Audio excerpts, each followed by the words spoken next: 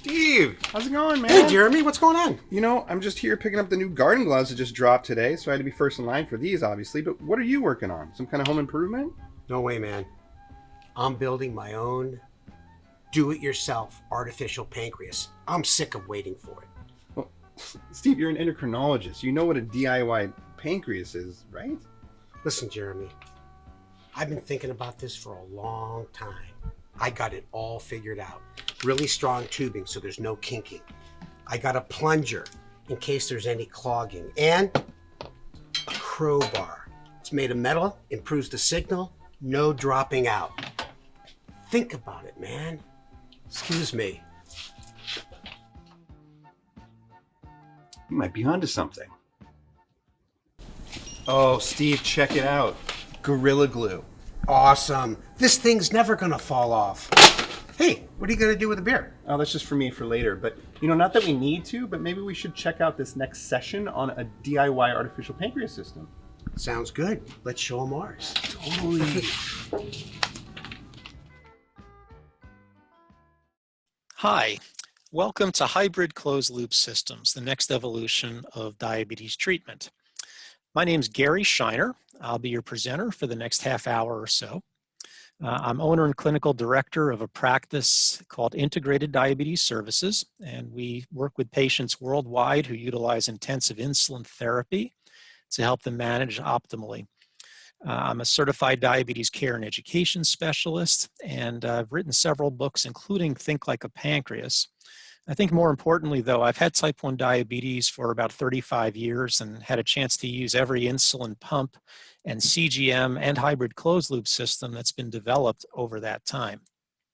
So what we'll cover today, we'll talk first about what a hybrid closed loop system is, why we need them and how they function. We'll discuss the various systems that are available, do a little bit of comparison between those, and then we'll spend some time on how to get them to perform best, how to get them to produce the best results for you. Let's first think about how much work goes into living with type 1 diabetes nowadays. There's still a lot we have to do despite a lot of the technologies that have come along.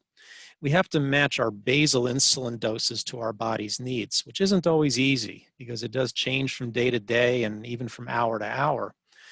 We have to match our rapid acting insulin to our food intake, which is more than just counting carbs, as we all know. We have to time our insulin properly. The basal and bolus insulin doses have to be administered at the right times in order to work effectively. We have to make adjustments for physical activity, not just in the moment, but sometimes in a delayed manner. And then there are a variety of other variables that can affect our glucose, such as stress and illness and changes in hormone levels that also have to be taken into account. So how are we doing? I love this little graphic of Homer, but how are we doing with this? And if we look at the data that was collected over the last couple of years, and not so well. The average A1C in people with type 1 diabetes is in the mid-8s. Only 17% of kids with type 1 achieve A1Cs of below 7.5, which is recommended by the ADA. And only about 20% of adults get their A1Cs below 7%. There's still a pretty frequent occurrence of severe hypoglycemia among people with type 1 diabetes, and also a significant number of ketoacidosis episodes that occur. And if we consider our new metric of time in range, time when blood sugar is in that kind of 70 to 180 zone, it only occurs about half the time for most people with type 1 diabetes. So clearly, we got a lot of work to do. And that's where this whole concept of automated insulin delivery comes in. With an automated insulin delivery system, we have three parts. There's an insulin pump that infuses insulin. There's a glucose sensor that shares data with a computerized algorithm that then controls the insulin pump's delivery. Not completely, but only controls part of its delivery. So let's take a look at exactly what is automated in these systems. The first system we had that Medtronic developed years ago and is also present in systems from Tandem and the do-it-yourself systems is called the low shutoff. When the glucose level is below a set threshold, the basal insulin can turn off completely. The next step was a way to prevent hypoglycemia where the basal insulin can be reduced or shut off prior to blood sugars hitting a low threshold. Then we had a system that would attempt to fix elevated readings or prevent elevated readings by ramping up the basal insulin when the glucose was expected to rise above a set threshold. The newer systems also have a way to administer correction boluses automatically. That's present in two of the current systems, the tandem and the do-it-yourself loop system. Do we have a way for systems to automatically bolus us for food? We don't have that, and we probably won't have that for the foreseeable future based on some of the data we've seen recently on companies that have tried to develop this. There's still a ways to go. How about adjustment for stress and exercise and hormones and all these other variables? Well, we don't have that either. And again, it'll probably be quite a while before we do. The basal adjustment is really the heart and soul of an automated delivery system. Being able to tweak the basal delivery up and down is important because, again, for most people, the basal settings in their pump are not set correctly. Getting basal rates set correctly takes a great deal of work. You have to go through fasting tests under controlled conditions and then adjust the basal based on the results of that fasting test. Glucose levels are supposed to hold nice and steady when we're in a fasting state. And if it's not, the basal needs to be adjusted. Even when the basal rates are set correctly, a person's needs can vary from day to day. There are a lot of changes that can take place from one day to the next that can alter a person's basal requirements. The basal procedures, just getting those tests done, it takes a lot of work. But it is, once it's set up properly, it's nice because when the basals are set properly, overnight and fasting glucose levels remain nice and stable. And to some extent, having automated basal delivery will also compensate for some bolus dosing errors. So in addition to using basal to get glucose in range over a long time period, it can also be, basal can be risen or decreased if the bolus dose was a little bit off.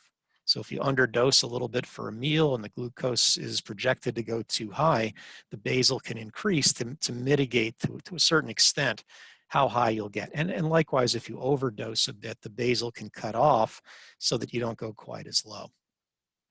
So I look at these basal adjustments kind of like cruise control. If you're on a cruise ship that's going across the ocean, if you put that ship on cruise control, an automatic pilot, so to speak, even if you veer off course a little bit during the night, by morning, you'll wake up right in the port where you want to get. So if you're starting to go above or below where you want to be, over a period of time, cruise control can shift things and get you where you want to be by morning. And the outcomes we can achieve with just that, with just basal adjustment, are noteworthy. Average glucoses in the 130 to 150 range, typically 70 to 80% of time in range. We see fewer and less significant hypoglycemic episodes. Less variability in blood sugar, fewer peaks and valleys through the course of the day. There's certainly a lot less stress and anxiety, both for the user and for family members and caregivers and parents and so on, because there is something in the background that's modulating the insulin to protect us to a certain extent against lows as well as highs. And for the user, there's a lot less micromanagement that has to take place. We don't have to be tweaking things quite so often because this is sort of working in the background. I tell my patients, this is like having a butler working 24/7, just working on your blood sugar control for you and making these little adjustments on your behalf. But there are certain limitations to this, certain things that basal adjustments on their own cannot do. It's sort of like the Titanic, if you want to think of it that way. It's like having an enormous ship with a tiny little rudder. If you're moving fast and you see an iceberg straight ahead, you're not going to be able to turn sharply enough to avoid it. And there are certain things that we consider icebergs in this equation, like food. Food is going to make blood sugar rise very quickly. We can't ramp up basal insulin fast enough to control the blood sugar rise that happens after most meals. Similarly, exercise, which can cause a rapid decline, can't be managed that effectively just by cutting back on basal insulin while the activity is taking place. Stress, which tends to cause that sharp and significant rise, same thing. And then things like bolus insulin that's present, that's going to drop the blood sugar. Medications that may have an immediate effect on blood sugar levels. So overall, insulin delivery for boluses or anything else can represent an iceberg because it's going to interfere with our ability to manage. And by insulin delivery, I'm referring to the pump's infusion device. The insulin has to be absorbing effectively and delivering properly. And the insulin has to be at full potency. And that's not always the case. A lot of people use a pump with a faulty infusion set, a cannula that's inappropriate, site irritation, lipodystrophy, things like that. Or they could have insulin that's partially spoiled. So if the insulin's not working effectively or delivering properly, it represents an iceberg. It's something that basal adjustments just cannot overcome. So the fact is, even with an automated type of a system, the user remains mostly in charge of the blood sugar management process. And what's it going to take to get to that next level, to get us from a hybrid closed loop, which these are now, to a true artificial pancreas? It's going to take a much better CGM system. It's going to have to be more accurate, less lag time, and more continuous with fewer breaks. It's going to require infusion devices that are more dependable, probably longer lasting as well. It's definitely going to require faster insulin. Normal pancreatic insulin works in seconds. It's much faster than the insulins that we take now. It's going to take algorithms that are very intelligent and can have some predictive capability and can do their own trend type analysis to know what a user is likely to need. It may require replacement of hormones like amylin and glucagon, because those are also integral to the blood sugar management process. But let's take a look at what we have now in terms of hybrid closed loop systems. We have the Medtronic 670G. The 680 is right around the corner as well. From what I understand, the 680 uses a lot of the same hardware as the 670, but it has a more advanced algorithm built in. We have the Tandem X2, which has the Control IQ system. We have a couple of do-it-yourself systems called Loop and Open APS and Android APS, and there are a few others in the pipeline. There are companies developing their own hybrid closed-loop systems that they hope to launch in the next couple of years. Let's take a look at these one at a time. The Medtronic 670G works with the Medtronic 670 pump and the Guardian 3 continuous glucose monitor. The algorithm is set with a target glucose, a fixed target of 120, and it will suspend. It has an option of suspending insulin either before a low or when a low blood sugar occurs. That's a user option. But as far as the auto mode, the feature that automatically adjusts the basal around the clock, again, the target is hard set at 120. That's not adjustable. It makes basal adjustments every 5 minutes. It also does the meal and correction bolus calculations for the user, based on the formulas that the user puts in, carb ratios, sensitivity settings, and so on. But those are not adjustable. Once it calculates a dose, you either take it or you do nothing. You don't have a way to adjust it. There is a temporary target that can be set, presumably prior to exercise, where you can temporarily raise the target to 150. The Tandem Control IQ system uses the Tandem pump and the Dexcom G6 system. It has a target of 110, but it has sort of a soft algorithm. What it's doing is it's projecting where the glucose is going to be in half an hour. If it predicts, based on where you are and the trend graph, if it predicts you're going to be above 160 in half an hour, it will start to increase the basal delivery. If it predicts you're going to be above 180, not only does it increase the basal, but it administers conservative correction boluses. It's less than half of what a user would normally give to correct that reading because of the fact that the basal is also increasing. The basal is lowered if the glucose is projected to be below 112.5. I don't know where the 0.5 came from. They probably debated about 100 or 115 and just split the difference. But if it predicts the glucose to be below 112.5, it will start to reduce the basal. And it'll shut the basal off completely if it projects to be below 70. This system has override options for sleep. So during sleep time, when there's no icebergs essentially. There's no food, there's no exercise, no stress. The algorithm can be set to be more aggressive and aim for a tighter target, but it doesn't administer automated correction boluses in sleep mode. There's also an exercise mode where the algorithm is less aggressive. It aims for a slightly higher target, similar to the one Medtronic has with the temp target of 150. There are also some do-it-yourself systems. These are systems that you can sort of build on your own. There are instructions online for how to do this. This involves use of existing pumps and CGMs, but with an algorithm that sits on your cell phone, and the cell phone app actually controls everything for you. The Loop app, this program involves use of Omnipod or Medtronic pumps. Now, these are older systems. They use the older Omnipod, not the Dash system pods, but they're called Aeros that had radio controllers in them. And the Medtronic pumps are older paradigm pumps that had a lower model of firmware built in. It can work with either the Dexcom G5 or the G6. And it is freeware. It has to be built on an Apple computer. It requires you to carry a little signal converter. That's the white box on the person's palm. That converts the signal from your phone so that the pump can understand it. And the app itself can run on an iPhone or an iPod Touch. The app controls basal, and you can also bolus through the app. Everything about this type of system is customizable. You can customize the targets. It applies your usual basal and bolus settings. You can adjust doses as you need to. And what it's doing is it's constantly balancing your active insulin against your active carbs. So when you enter your carbs into this, you also tell it, is it a slow, medium, or fast digesting carb? So it knows kind of what to expect over the next several hours.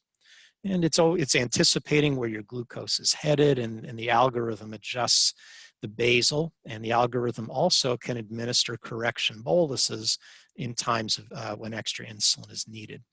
There are temporary overrides that are customizable by the user for things like different types of exercise or illness or stress, or even for higher fat meals, where you can temporarily adjust not just your target, but also the degree of basal and bolus that's going to be administered. Another do-it-yourself system is called OpenAPS, and there's a similar version of this called Android APS. For those who don't have iPhones, they can run this on an Android device. It works with either those older model Medtronic pumps, similar to Loop, or with the Accu-Check combo pump or the Dana, which is a Korean pump. This is compatible with a multitude of sensors. It can take data from the Dexcom G4, 5, 6, the Medtronic Guardian, or the Freestyle Libre. Like I said, it can run either on an iPhone or as an Android phone, and the functionality in terms of how it's customized is very similar to what we see with Loop. However, with this, you have to carry a circuit board with the built-in battery in order for this to operate. And you have to have a web access. This one is not one that runs without constant internet access. Loop can run independently. As long as the Bluetooth in the phone is working, it'll function. But this Open APS and Android APS requires internet access. So I wanted to just summarize my comparisons of these systems in this type of a chart instead of getting into immense detail. If you really want details about how these systems compare, go to my website, integrateddiabetes.com, and we have sections on there with comparisons of all the pumps and the closed loop systems and so on.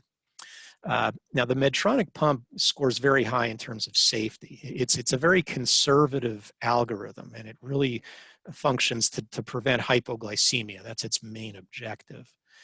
So from a performance standpoint, it's very good at preventing lows, but you tend to run a little bit higher blood sugars with that than the others. The simplicity is not so good. It takes quite a bit of equipment and work and time to get the system set up and get comfortable with it.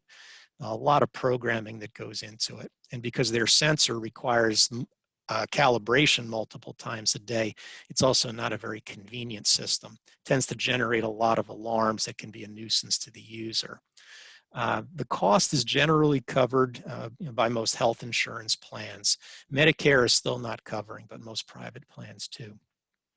The tandem system also has a very good safety record. It's very good for preventing lows. Its performance in terms of glucose control is pretty similar to what we see with Medtronic, but it's an extremely simple system to use. It's just a matter of flipping a switch on and the Control IQ algorithm is up and running. The convenience is excellent. Using the Dexcom sensor doesn't require calibrations. It's just a convenient, simple program to use. Everything is done right on the pump itself, all of the programming. It can cost a little bit more than the Medtronic, but overall, it's pretty similar to Medtronic in terms of long-term costs. The do-it-yourself systems are a bit different. From a safety standpoint, they may not be considered quite as safe, and that's partially because you can't just call a company 24/7 and get support. The support with these systems comes from online resources, really from peer support. And there's quite a bit of that. There's some real experts out there always willing to help, but you don't have a company really standing behind it. If the equipment fails, you're out of luck. You got to go back to your standard insulin delivery system. You can't just call and have 24-hour delivery of something new. And because there are so many optional variables that the user can set, unless the user knows what they're doing, they could accidentally make the system overly aggressive, which can put them at greater risk for hypoglycemia. But from a performance standpoint, the level of glucose control we can achieve with the do-it-yourself systems is far above what we can get with the commercially available systems. And it's probably because the FDA and any governing body is going to limit the aggressiveness of a system that's made available to everybody. From a simplicity standpoint, once these systems, these do-it-yourself systems are built and set up, they're fairly easy to use, but building them and setting them up takes a great deal of work. For most people, it takes a full weekend of following procedures, downloading, updating things on their phone and their computer to get everything up and running. The convenience, though, is very good. They use excellent sensors. The functionality is terrific. The cost, though, can be prohibitive for some people. In addition to needing a pump and disposable supplies, you're also going to need some additional accessories to go with this. With Loop, you have to become an Apple software developer in order to be able to build the app. You have to pay to do that. You have to pay for that Riley link converter and so on. So there are some additional costs involved with those. So if you've got a hybrid closed loop or you're looking to make a move to one, now how do we take that and make it into a really effective system for you? I'm going to share some of my top tips for making that happen. The first is to get your settings right before you go on a hybrid closed loop. And that means getting your basal rates correct and your bolus doses correct. It means go through the fasting process. Make sure your basal rates are correct. Every system uses your usual basal settings as its foundation, except the Medtronic. The Medtronic doesn't use your basal rates. It comes up with its own average and adjusts from there. But all of the others, if you have the right basal settings going in, the system's going to have to do a lot less fixing. If the basal rates are wrong or the bolus settings you have are wrong, the system's going to have to chase a lot of highs and lows, and it's just not going to perform quite as well. Feed it well. Make sure you're giving good data to the system. That you're using a CGM that you've calibrated as needed and you verify that it's working properly. Do what you can to make sure the data is continuous. All your carbs should be entered, and be as accurate as you can with your carb counts. And when you're disconnected from any of the systems, suspend it so it doesn't think you're getting insulin that you're not receiving. timing really matters. It matters for anybody on insulin. We always recommend pre-bolusing for food, for example. But when you're on a closed loop system like these, timing's even more important. If you bolus late for your food, you're going to run into two problems. Your blood sugar is going to spike much too high. You also run the risk of having a low blood sugar a few hours later because the algorithm will ramp up your basal in addition to you bolusing for whatever carbs you ate. So that's going to probably cause you to go low 2, 3, 4 hours later. So bolusing before eating is essential. If you do bolus late, we recommend putting in less carb than you actually had to prevent that delayed low. And when you're using the loop system, having a good sense of how long your food takes to digest is helpful. So understanding things like glycemic index can be very useful in knowing how many hours to put in for the digestion of your meal. And do trust the system. It does, they all take a little bit of time to get used to. The first few days, maybe even the first few weeks, you may not see optimal results, but stick with it, be patient with it, and trust its recommendations.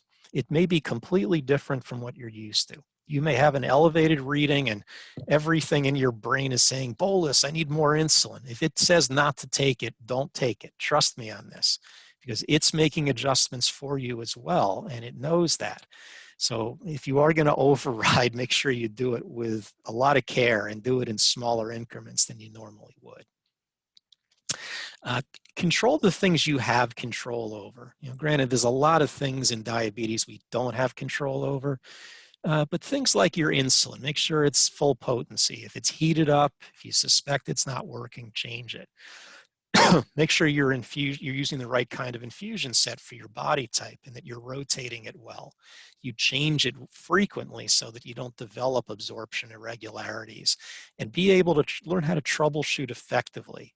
High blood sugars can often be caused by system problems, not necessarily something that we did wrong, just that there's a tubing or a site problem. Be able to troubleshoot things like that quickly and effectively. We've learned from use of hybrid closed loop that low blood sugars require less food to treat them. And that's because the system's usually cutting back on your basal insulin leading up to that low. So you're not going to need quite as much carb when you're treating it. And keep in mind that any continuous glucose monitor is going to tend to run low longer than you're actually low for.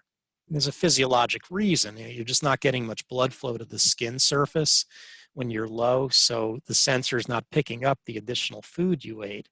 So it thinks you're low much longer than you really are. So when you're recovering from lows, instead of trusting your CGM, do finger sticks. That way you're less likely to overtreat.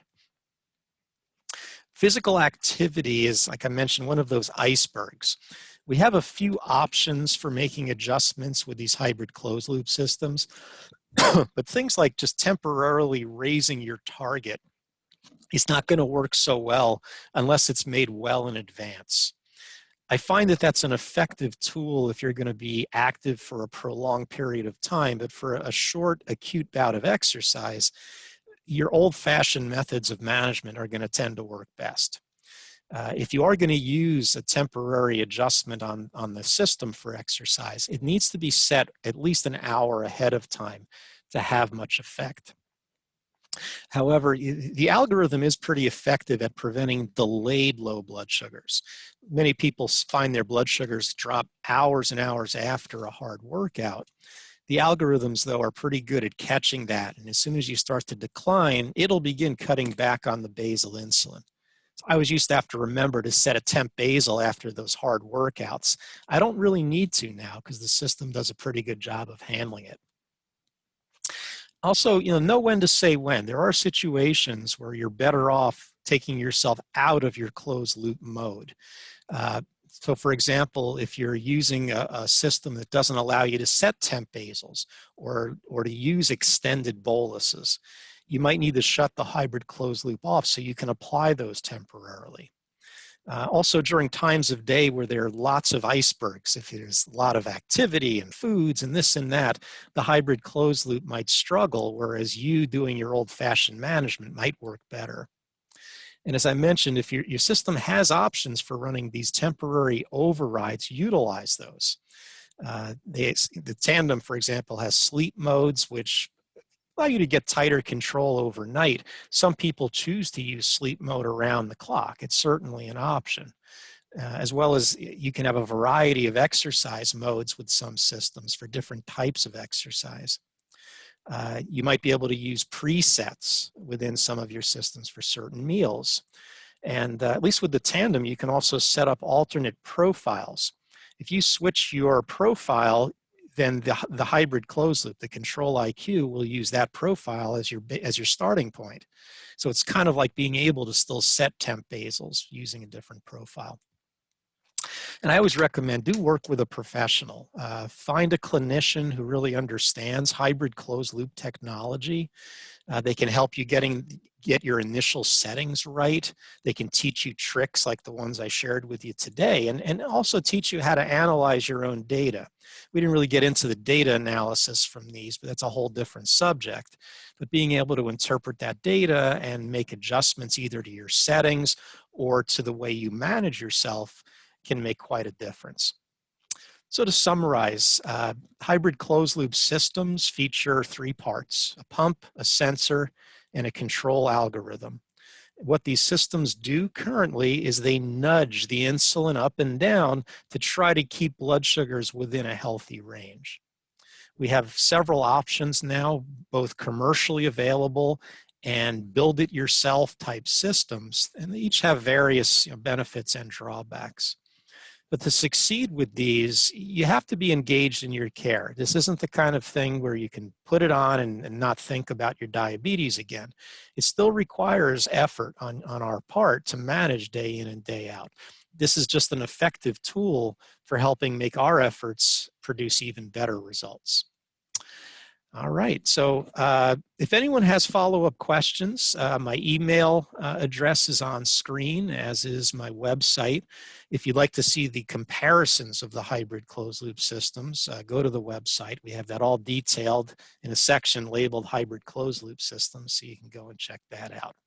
So anyway, thank you for your time and attention, and I hope you found this helpful.